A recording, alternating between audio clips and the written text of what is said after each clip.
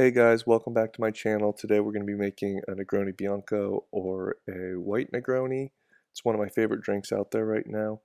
There's going to be three ingredients to this, so it's pretty simple. There's going to be the sweet part of it, which is going to be a Dolin Blanc out of Chambray, France.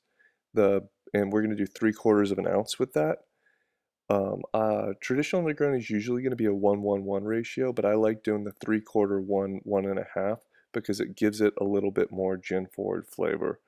So the bitter part is going to be Sailor's, and we're going to use 1 ounce of that.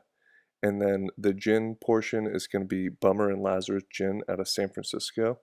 And we're going to do 1.5 ounces of that. It's one of my favorite gins out there right now. It's based actually off the two dogs that lived out of San Francisco in the 1800s. They were really good at catching rats, so they passed a law basically to protect them from dog catchers. And they were so famous that when Lazarus died, 30,000 people attended a procession for him.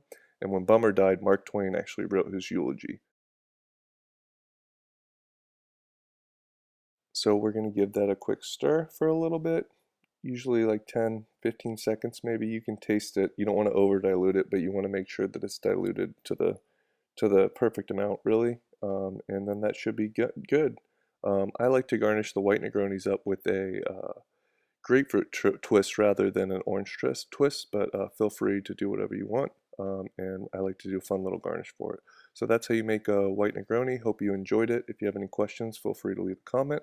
And if you like this video, feel free to like and subscribe to see some other cool stuff that we're doing in the future. Thanks for watching, and I'll see you next time.